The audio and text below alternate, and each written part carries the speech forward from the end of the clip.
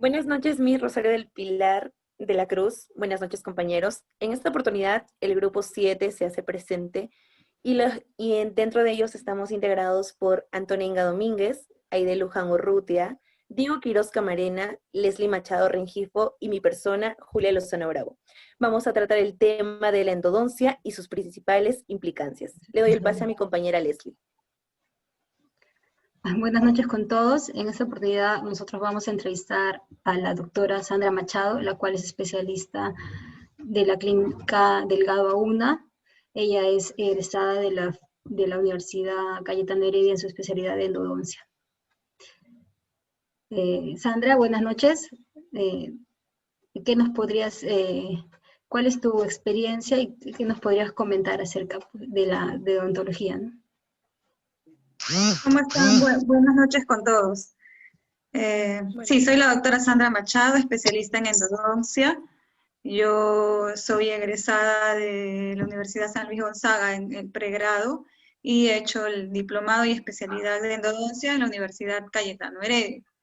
Tengo realizando la práctica exclusiva de endodoncia desde hace ya casi 6 años. ¿Cuántas veces se puede llegar a hacer una endodoncia? ¿Hay un número límite? Ya, mira, en la endodoncia, una vez que se realiza y si el paciente rehabilita la pieza inmediatamente, es decir, ¿qué quiero decir con esto? La endodoncia solo es el tratamiento de las raíces del diente, pero en la parte de arriba de la corona del diente, la parte que se ha perdido por caries o por fractura, hay que reconstruirla. Si ese diente solo se deja en endodoncia y no se reconstruye de manera adecuada la parte de arriba de la corona, entonces es muy probable de que esa pieza se fracture más o que el cemento provisional que se le coloca se salga, por lo tanto ingresa saliva, microorganismos y el diente se contamina, ingresando los microorganismos a las raíces.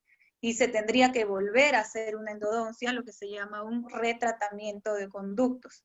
Entonces, respondiendo a tu pregunta, si uno se hace la endodoncia y lo rehabilitas adecuadamente con una incrustación o una corona, quedando bien sellado el diente, no tendrías por qué volverte a hacer una endodoncia en ese mismo diente.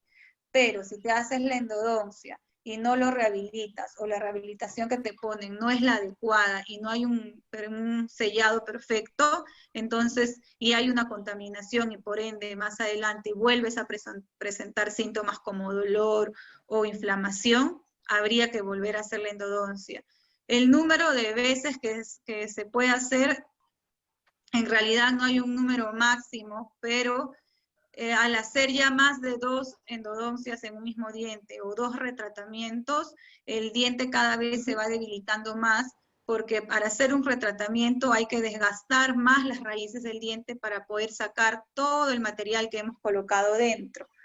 Entonces lo aconsejable es hacerte la endodoncia, reconstruirlo inmediatamente para evitar hacer un retratamiento. Máximo, en la experiencia que tengo, un diente puede recibir hasta 2 endodoncias, ¿no? Es decir, una endodoncia, un primer retratamiento y ya máximo un segundo retratamiento. Luego de eso ya hay que ver si es viable hacer nuevamente una endodoncia o sería lo mejor la extracción del diente. Listo, Sandra, muchas gracias por aclarar mis dudas. Compañero Diego, ¿tienes algunas interrogantes?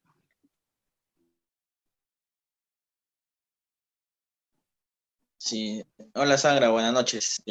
Gracias, Continuando con la interrogante, mi pregunta sería, ¿qué cuidado se debe tener los primeros días después de una endodoncia? Ya, perfecto. Es uno, después de la cita inmediatamente, 1 hora después, no comer, no masticar. Uno por el tema de la anestesia, y al estar anestesiados podemos morder más fuerte de lo que el diente puede resistir y se puede fracturar. Segundo es no comer nada duro, es decir, maní, chifle, cancha, frutos secos, tostadas, caramelos, cosas muy crocantes, hasta que el diente esté rehabilitado, es decir, hasta que el diente esté con su reconstrucción, con su incrustación o con su corona. ¿Por qué? Porque cuando un diente tiene endodoncia, pierde la propiedad, digamos, esto le explico a todos mis pacientes, del mecanismo de defensa, que cuando tenemos un diente vital en boca, uno muerde a veces tal vez algo un poco duro y te detienes porque sientes algo de dolor o un tipo de amortiguación, digámoslo así. Esa propiedad la pierde el diente una vez que tiene endodoncia. Entonces, si nosotros mordemos algo duro, de repente no vamos a tener ese mecanismo de defensa de parar y el diente se nos puede fracturar. Por eso es que lo principal es no comer nada duro hasta que el diente esté totalmente reconstruido.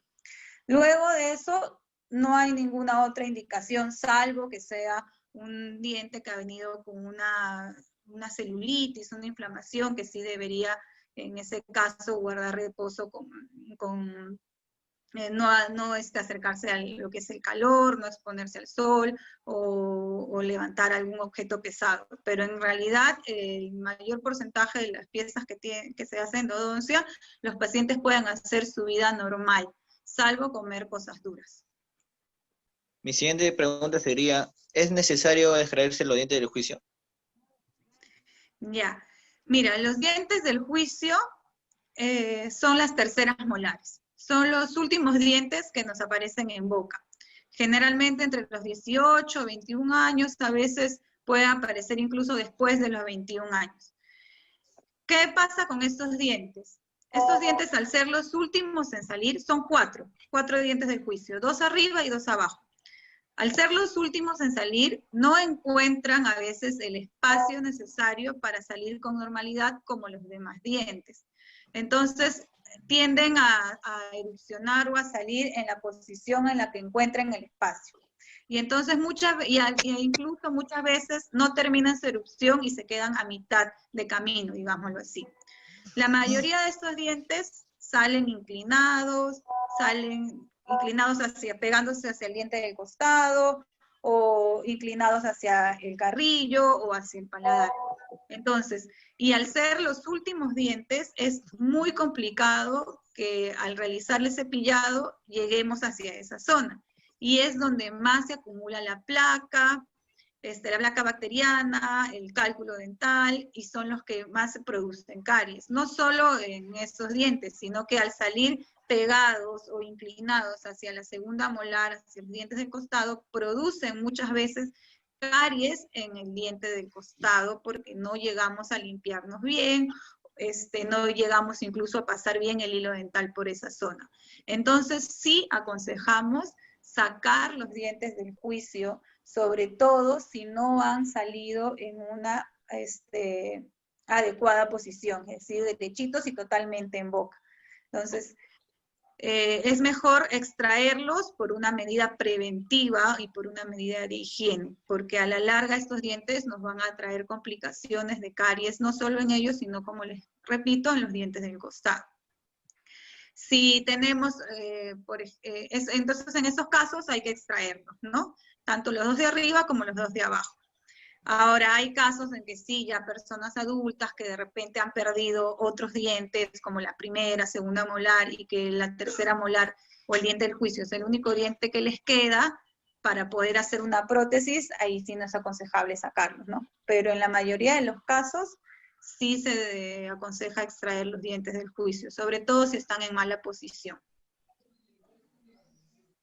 Ya, muchas gracias. Le doy el pase con la siguiente pregunta a mi compañera Aide Luján.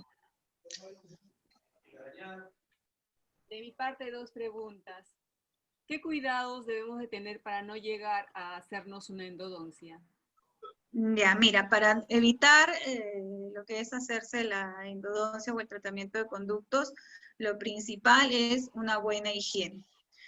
Cepillarse mínimo 3 veces al día para evitar la formación de caries. Otra cosa importante que ahora siempre se le dice a todos los pacientes es que no es solo, no vamos a lograr la limpieza adecuada de los dientes solo con el cepillado.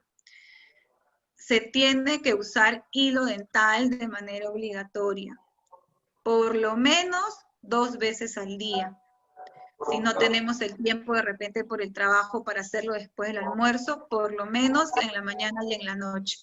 ya que las caries se forman principalmente entre los dientes, que es la zona donde no llega el cepillo. Y ese tipo de caries no los vemos hasta que ya la caries está muy profunda o hasta que produce dolor. Y cuando ya produce dolor, el diente ya se va inmediatamente endodoncio. Entonces, como les digo, lo principal, cepillado y sobre todo uso de hilo dental.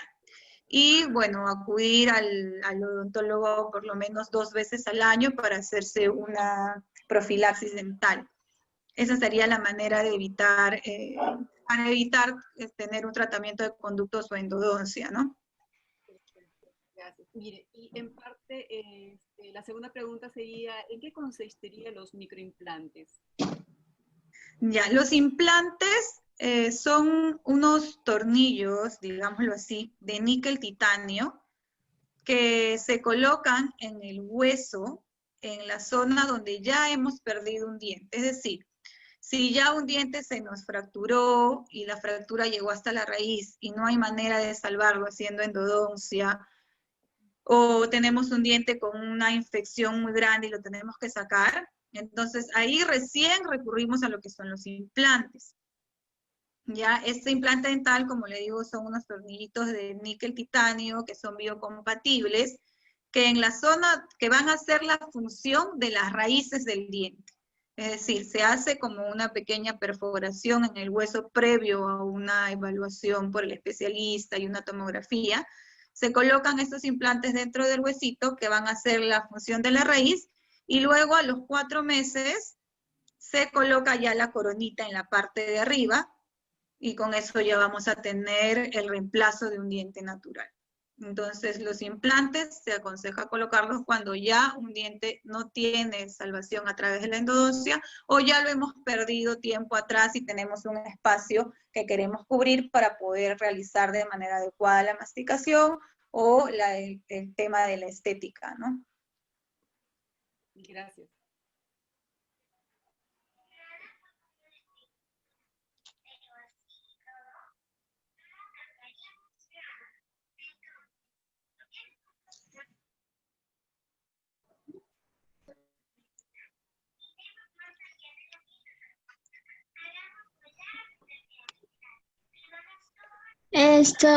Buenas noches. Buenas noches. Muchas gracias por prestarnos su tiempo, por responder nuestras dudas. No, gracias a ustedes. Espero haber cubierto todas sus dudas y cualquier consulta ya con mi hermana. Un gusto. Gracias, Muchas Sandra. Gracias. Descansen.